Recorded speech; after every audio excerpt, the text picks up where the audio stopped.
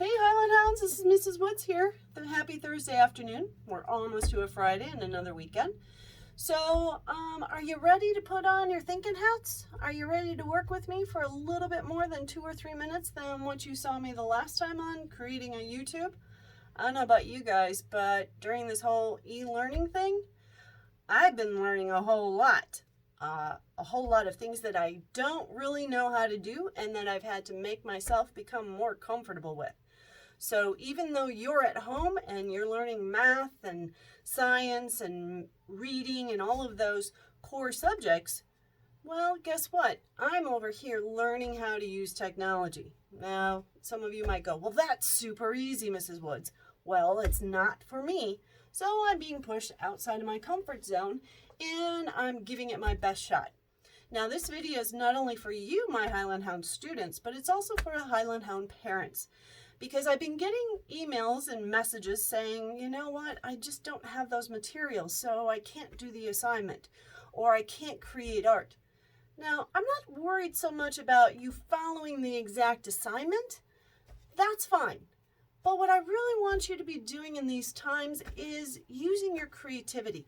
Taking your downtime instead of playing games and using your thumbs a whole lot or hitting the space bar on the computer, I really would like you to go, what could I make? What could I do?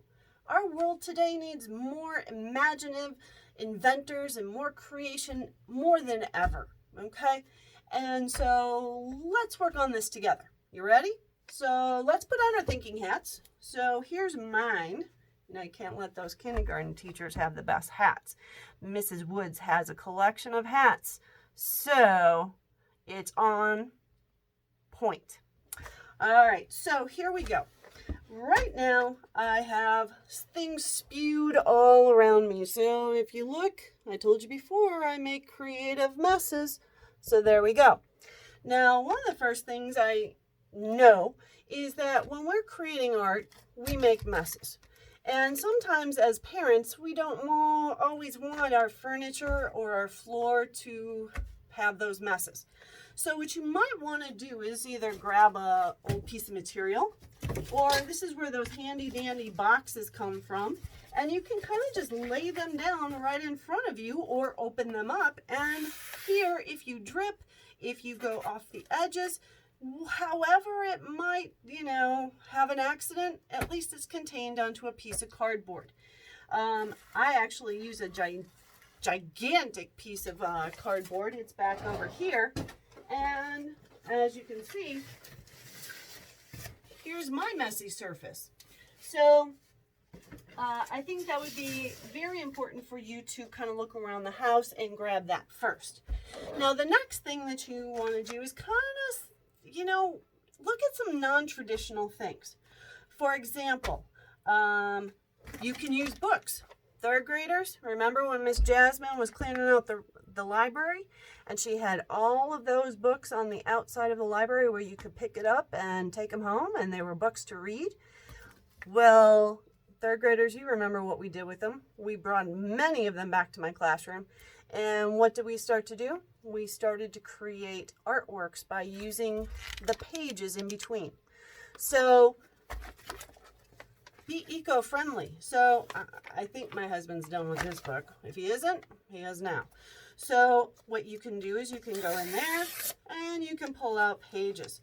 And by the way, make sure that mom, grandma, don't just pick up a book and start ripping at it. You can use books. You can use old cards. So say, for example, I actually tear off the back and I use the front. You all know that I have those bins of cards that we've created artworks with in the classroom. So you might have some old cards laying around the house that we can use those also. Here's a magazine. Again, I don't think my husband's going to use this one. So I could have pictures in the inside that have color. When we want to, say, create a blue background, we could look, or a black background. We could go and pull this out and create a collage by tearing out pages out of here. Here's another material that we can use. Another magazine, National Geographic. If you have children's books. You could use those. You could use highlights. You could use anything as long as you do not need it. Keep in mind that once you tear something out, it's like getting a haircut. You can't ever put it back, okay? You go, well, what if I don't have those things? You could use paper towels, because a lot of time paper towels have different designs in there. You see that? What I asked some of you to get ready for our lesson today was tissue paper. This is the kind of paper that we put in presents. This is the kind that we, for Christmas or inside of a bag to have a surprise. Now there's two kinds of tissue paper, and again, you guys know this stuff. There's bleeding tissue paper and there's non-bleeding tissue paper. Non-bleeding tissue paper means that when you get this wet, the ink, like say for example if I got this one wet, the red would not bleed out, it would stay. So that's a non-bleeding tissue paper. The bleeding tissue papers are used more artistically by artists because of their thinness. When you put them on top of each other and they become wet, that color where they're overlapping, now you guys listen, what's red? What kind of color? Primary color. What's yellow? Oh, primary.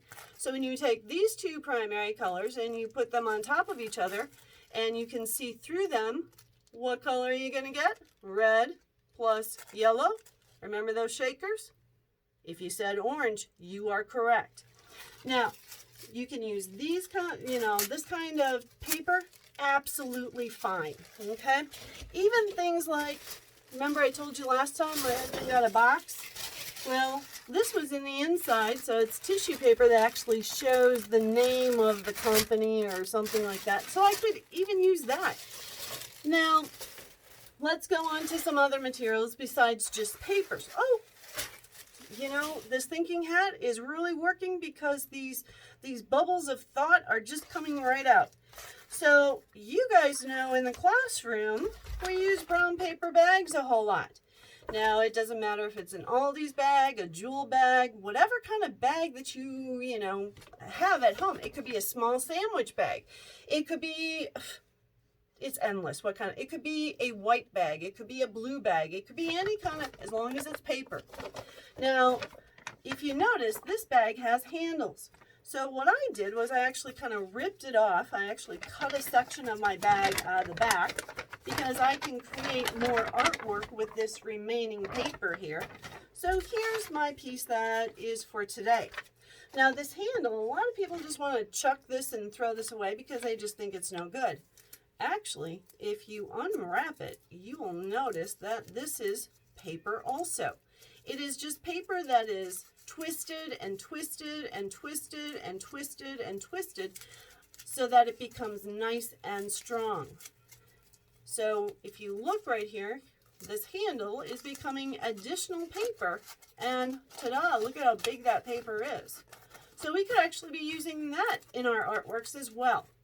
So be observant, try things, touch things, see how they're built. See how we can put things together. So this right here is another little piece of paper that I could be using if I just need a little bit of brown paper somewhere. So winner, winner, chicken dinner. Next, we get chopsticks, or we get Chinese food, so they usually come with these chopsticks. Don't throw them away. We can use them as stirrers into our paint and things like that. Now you go, Mrs. Woods, I was going to talk to you about that. I don't have any paint. Well, let me help you solve that problem. And again, make sure that you're talking to Mom, make sure you're talking to Dad, Grandma, whoever it is, because you want to get their permission first. So if you have a Crayola markers, or you have Mr. Sketch markers, or you have Flair markers, now if they're drying out, don't toss them out. Now, many of you in the classroom have seen me do this, where I take, this is a dry marker. So I'm going to go in and I'm going to add some water to this container here.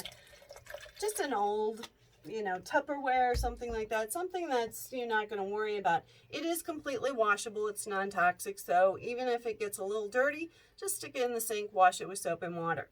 So here's my Mr. Sketch, and this little tip comes out. Now, some of the markers, the tips do come out. Some of them, like Crayola, they don't. So this one right here, I'm going to drop it into the water, and look at my water is already beginning to turn green. Now there's a treasure down inside of here. Now to get that out though, we need to use a little bit of force. So here's my handy dandy hammer. I'm gonna crack that open. And this chamber is in the inside of it. So once I put that chamber down inside there and let it sit in that water, what I'm essentially making is watercolor paint. So now, if your markers are nice and juicy, whether they're Rose Art or Crayola markers, doesn't matter. You can color with them and then take a paintbrush and just add water to it, and your marker artwork will begin to turn into a painting. Now, you go, Mrs. Woods, I don't have any of those kinds of markers at my house. The only kind of markers that my mom has, or that are here, or my older sister, my older brother have, are permanent markers, Sharpie markers. Well, guess what?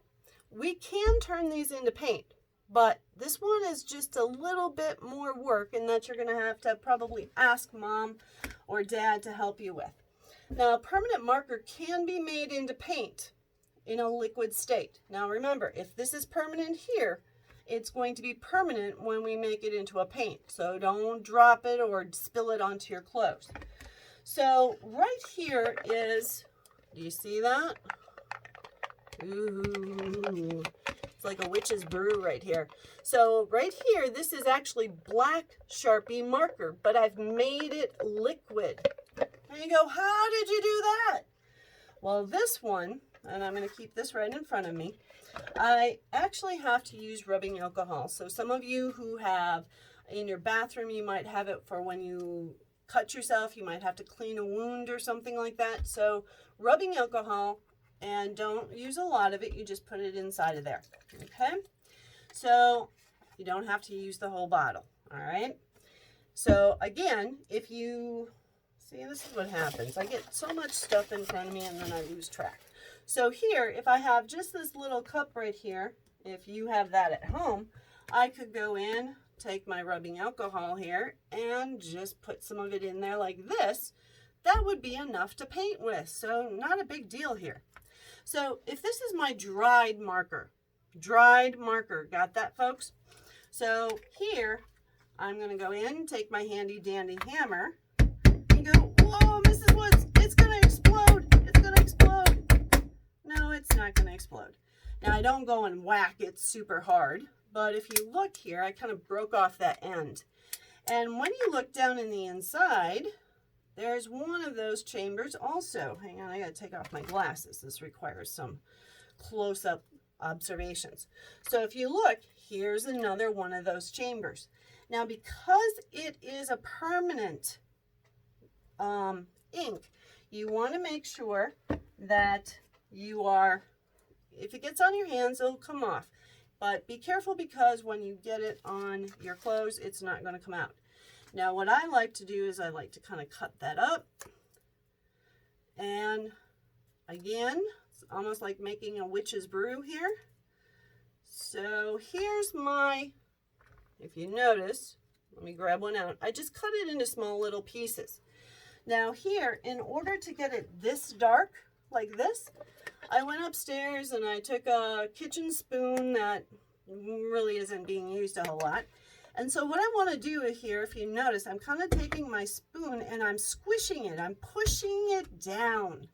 And what that's doing is it's squishing all of that ink right out of that chamber. And ta-da! I have black paint. So now you guys know I'm messy, so I'm going to make this all into one. Got that? The extra pieces, make sure that you throw them in the garbage. Don't leave them laying around. And these tips right here, these really don't like to come out. It doesn't matter if you push them from the inside, they're pretty much stuck in there. So once you get that done, throw that out, and now you're ready to create. So we talked about markers, we talked about paint. Now, okay, we got paint. Now what do? I don't have paintbrushes. I got answers.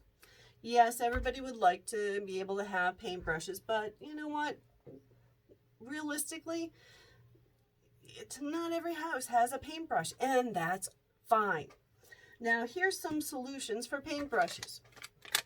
Now, say for example, I'm not big into these for creating my face as a piece of artwork, so these are makeup sponges. I'm willing to let some of these be used as paint brushes.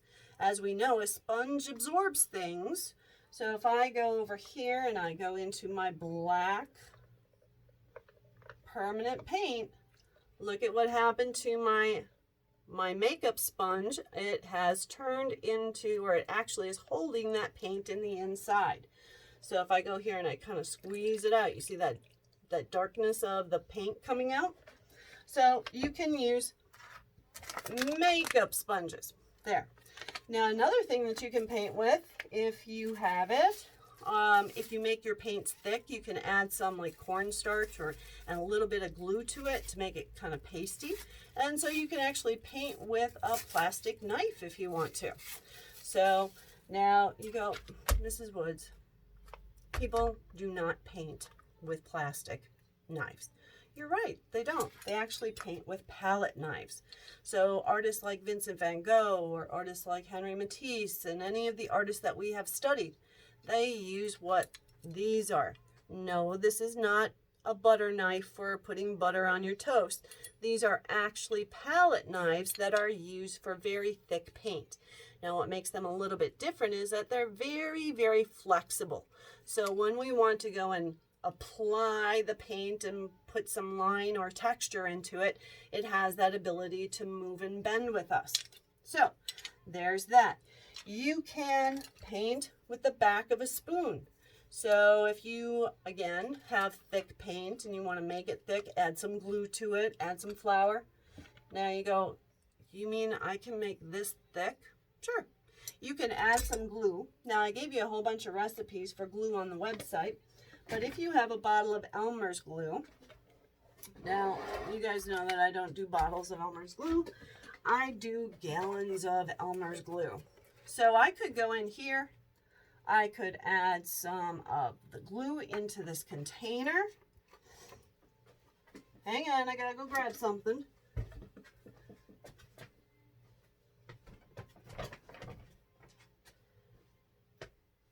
I don't have to hold on to my thinking hat. Almost fell off. That could have been bad, very, very bad. So here, this is cornstarch.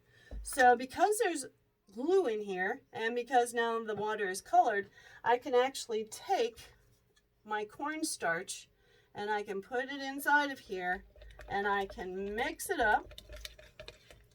It's like chemistry. See, people don't realize how much art really includes math and science and all of those good things. So here, I am continuing to add until it becomes nice and pasty. Now you go, whoa, Mrs. Woods, you're using a lot of that cornstarch there. I'm going to use it, don't worry. But for you at your house, if you just want to have a small little container, very similar to this size, and just put some of that paint in there and make it thick from there, it's going to work. Now the Elmer's glue in there actually keeps the paint nice, and when it dries, it's going to glue it to the paper so it won't flake off. But you got to make sure that it's mixed up nicely. Okay, so that's another way that we can go and create thicker paint. So let me put this off to the side. Now some other supplies that I have found around the house. So we've done the chopsticks. Let me put them out of the way. Showed you about the spoons and the plastic knives and things like that. So let me put that off to the side. Now, let's say, for example, when we buy bread or we buy buns or anything that has to twist tie, has that little wire. You see that? We can even use those. Now, the fancier version or the artistic version of them are these. These are pipe cleaners, and as you can see, these are my nice little glittery ones, but I have some other ones, like right here. They do come in some basic colors, so here's just red and not necessarily glittery. And you go, what on earth could you do with those, Mrs. Woods? Well, third graders, I'm going to reference you again. Remember when we were making our Picasso faces before we left for shelter in place? We were making our Picasso faces. This all right here is those pipe cleaners. And if you look, this is how they're attached.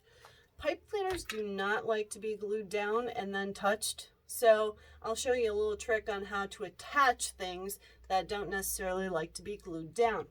So now let me get some of this stuff out of my way. Oh, we can also use straws, and I'll show you that. You know, straws are you know, not environmentally good for our animals and for our landscapes. So if we can use some of these straws and make it into a piece of artwork, again, winner, winner, chicken dinner. All right. So here, if I go, let me move my makeup sponges. Oh, you can also use cotton balls to paint with. So if you don't want to use your makeup sponges, you can use cotton balls. And once again, let me show you the point that if I take this and I go in and I dunk this in there, the cotton ball is going to absorb, and it is going to be able to be used to apply to the picture. All right, hang on, let me get a darker color on there so that you can see it. So right here, I just dunked it into the black, and you guys know when we work on brown paper, sometimes it takes a little bit for the color to kind of really stand out. So here is where we're going to start to see that black start to show up when the paper dries. Now, next, we can start to talk about some other things besides just surfaces of paper, tissue paper, greeting cards. We could also, let's say, for example, you're at home and you have some sandpaper. You guys know that we've even used sandpaper in our classroom. So right here is some sandpaper right here. Yeah, I used it. It's, you know, I used a lot of them, but I'm not going to throw them away. I actually can use crayon, or I could use oil pastel, or you can even use sidewalk chalk on that. So say, for example, here's my pastels or chalks. And if I go here and on top of this, and I want to create, I can go on, and what that sandpaper does is it kind of grabs and it holds on to that chalk. Now the only thing though is that chalk is powdery, as you well know, and I don't even know if that's a right word, but I'm going to use it as one of my adjectives. So because of the amount of powder that the pastel creates, what you want to do is when you're done creating, you want to take hairspray and you want to spray your picture. And you go, that sounds crazy, Mrs. Woods. Well, it does, but what it does is it actually makes the chalk stick to the sandpaper. And when it dries, it will not fall off, or it will not rub off as easily.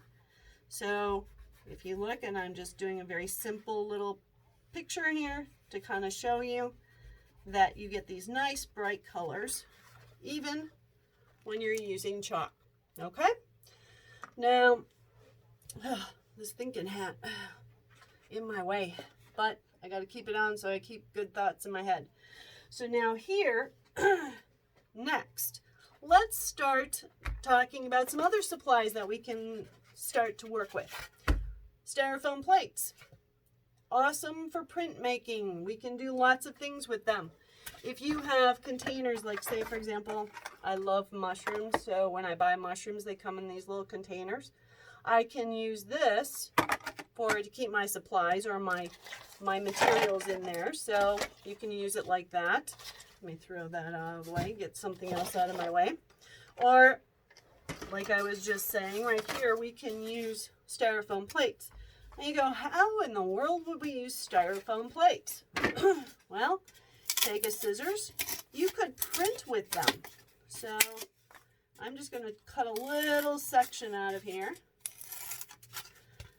just to demonstrate to you. Now I'm just going to almost kind of like make a stamp, okay?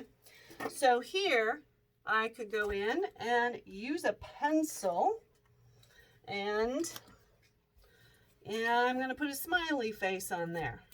Now you can actually draw into the styrofoam, and what it does is it kind of carves it. And so here I'm going to make a little smiley face. See my smiley face, everybody? All right. So now, remember those markers that we were using? Well, if I go over here and take my blue marker, I can color the surface of this. Color, color, color, color, color. And yes, you would be using like your Rose Art or your Crayola or whatever kind of material. And then take it and go and stamp it. Oh, it dried too fast on me. So if I go here, let me take a different, use a different color that's going to show up even stronger for you. So if I go here, let me take my paintbrush and put a little bit of water. So here's my dish. Don't be afraid to experiment. Try things out. All right, that's how we learn things. Being active in learning is so important. So here, I added a little bit too much water, but do you see my smiley face right there? So we can go and make stamps out of styrofoam. So I can make an entire picture filled with stamped happy faces, okay? All different kinds of colors.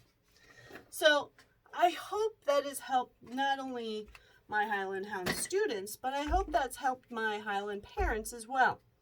Now, let's get on to what lesson I had put up last week, and basically had you kind of do some observations of stories, myths, and legends, the difference between the two.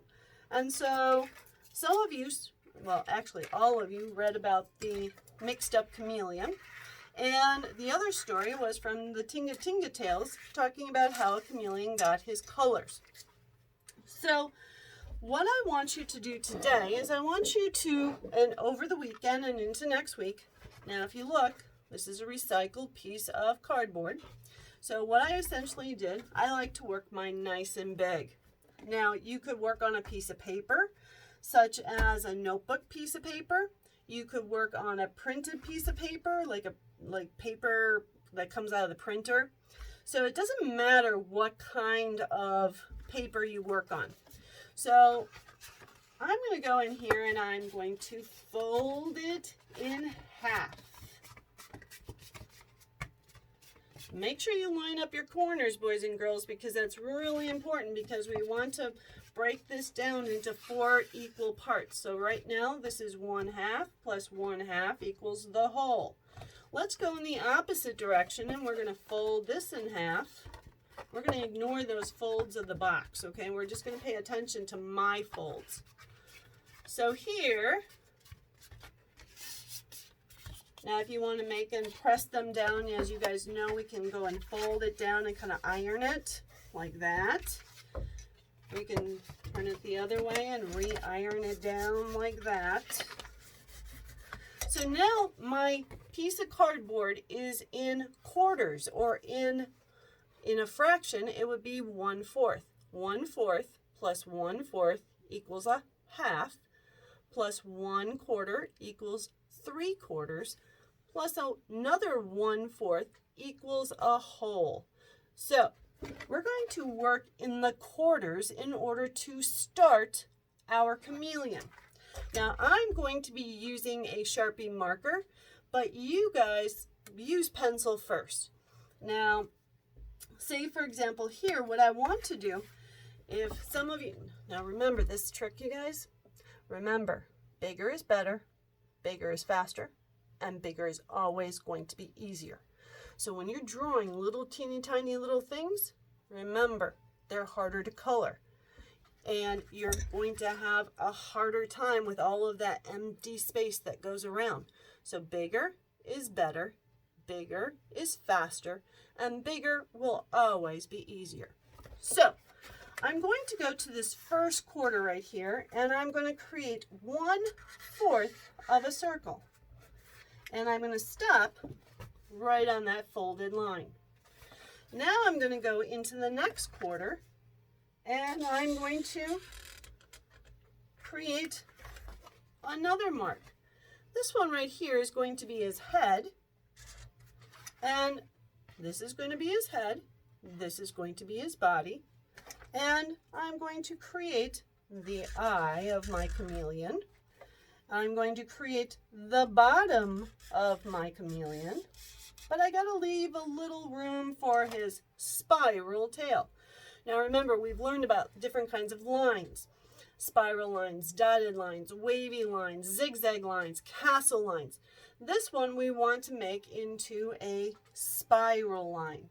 So I'm going to go down, I'm going to go around, stop, and then I'm going to go in reverse. And that's going to bring that into a tail that I'm going to be able to create into my paper mache. So right here is my little chameleon little guy. Now I'm going to give him some little paws. I don't even know if they're called paws, but I'm going to give him his little paw. Then I'm going to actually make him crawling on a branch. And when we create branches, we can create our V's like that. So if you look, there's my little chameleon. Easy peasy, lemon squeezy. 1/4 circle, an arc right here for the body, a spiral for its tail, a straight line for its branch. Now if you want to, you could put a nice great big sun in the corner. And we could go in here. Now here comes shapes. Circle for a sun. Could I put leaves in there? Sure. What would be the best shape for a leaf? Am I hearing you correctly? Triangle, exactly. So if I go here, I could put a leaf right up there. I could go over here. I could put part of a triangle over here. And remember, we talked about when something goes off the paper, it makes that leaf appear closer to us. And that idea of overlapping also helps things look closer or further away. Now, when we only put part of something on a paper, we call that cropping. Now, first graders, you even know about cropping because we did that when we did our Chinese blossom trees. So here I'm going to go overlap and I'm going to crop it. So here's another leaf. So I've created overlapping. This leaf looks as if it is on top of this leaf, but I have cropped both of them so I don't see the entire leaf. Now, once you have it drawn like this, now should you go on top of it with a permanent marker? Yes, okay? Because now we're going to start to add color. Now, again, you can use tissue paper. And now I have my glue mixture. I have my tissue paper. And now, because the tissue paper is nice and thin, when I go here and I paint it on the surface, I can take this tissue paper, lay it down, go right on top of it with the glue. And because it's tissue paper, I am able to go in and see directly through that. That's why we did the permanent marker. So if you notice right up here, I can see that part of that black circle, even under the red tissue paper. So if I go here, let me grab some more colors of my tissue paper. I even have rainbows. Look at that. Woohoo. Fancy schmancy. All right. So here, I'm going to lay that on top of there. Now what I want to do is I want to cover the entire gray area or the entire brown paper. The more color we put into things, the more it grabs people's attention.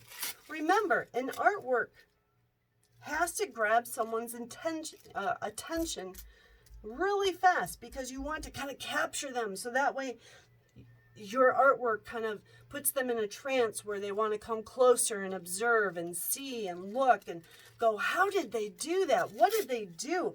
I got to find out. I got to figure out how that happened.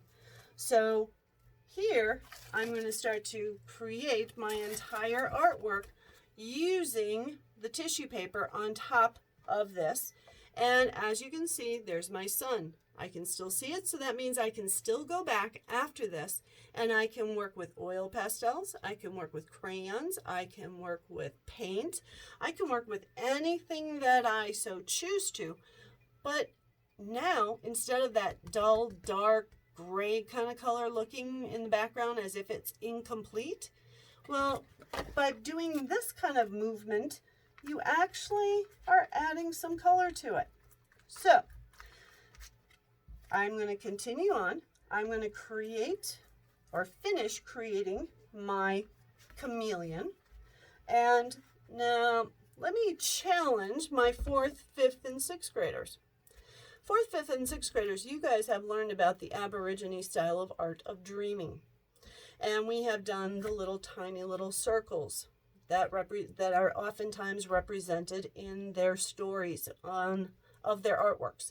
So could you say, for example, color your chameleon, color your tail, color your sun, and then perhaps using some kind of paint or an ink, or maybe you even have some of these. Remember these, you guys? These little dabbers right here? A lot of times they're used for bingo.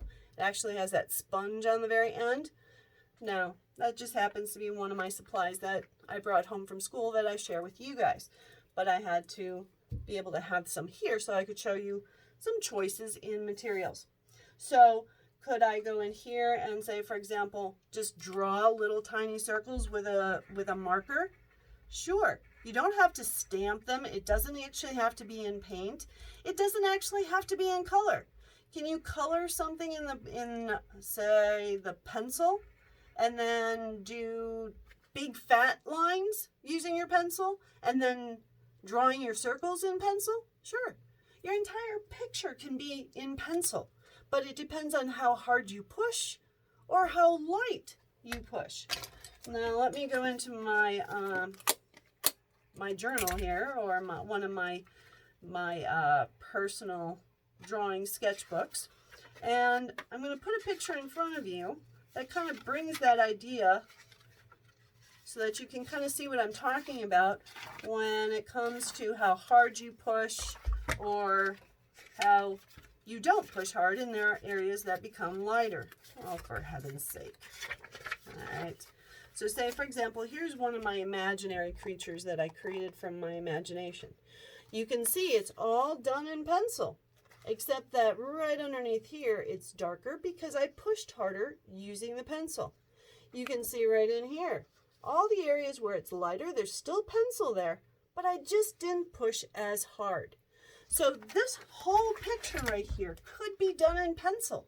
You don't need to have these fancy paints and oil pastels. To create art, you can do it with a pencil. So now we're almost at 40 minutes right now, which would be one of our typical class times. What I want you to do is I want you to look around the house, see what you can find, what you get permission to use, or that you ask an adult to help you in creating some of these different materials.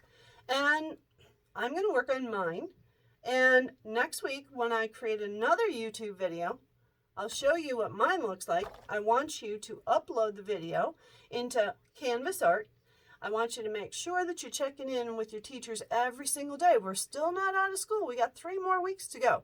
So that means 3 more weeks of you and me doing this and me learning how to get better at creating YouTube videos.